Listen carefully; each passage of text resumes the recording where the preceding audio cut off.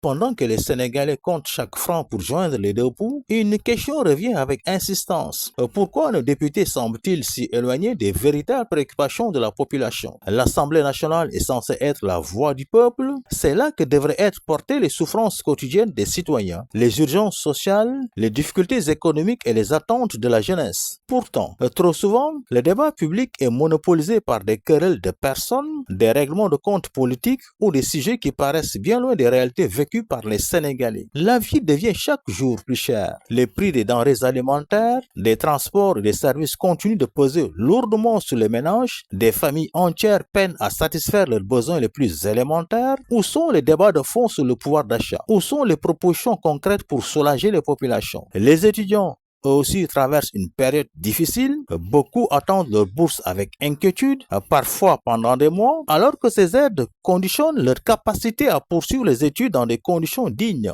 Cette situation mérite une attention nationale, mais elle semble rarement occuper la place qu'elle devrait dans les priorités parlementaires. Les ménages les plus vulnérables dénoncent également leur exclusion des programmes de bourse familiale. Derrière chaque dossier en attente ou chaque bénéficiaire écarté, il y a une famille qui espérer un soutien pour faire face aux difficultés du quotidien. Ces réalités devraient être au cœur des interpellations des députés. La presse, pilier essentiel de toute démocratie, traverse également des moments délicats. Les difficultés économiques des entreprises de presse, les défis liés à l'exercice du métier et les questions de liberté d'informer mériteraient un débat sérieux. Pourtant, ces sujets restent souvent relégués au second plan. Et la liste ne s'arrête pas là. Au chômage des jeunes, accès aux soins, agriculture, pêche, éducation, coût du logement, emploi des diplômés. Les défis sont nombreux et touchent directement la vie des Sénégalais. Être député ne devrait pas être un simple titre ou un privilège. C'est une responsabilité immense. Écouter, défendre et représenter les citoyens. Le mandat parlementaire n'est pas un mandat pour servir des intérêts particuliers, mais pour porter la voix de toute une nation. Les Sénégalais n'attendent pas des polémiques permanentes. Ils attendent des réponses,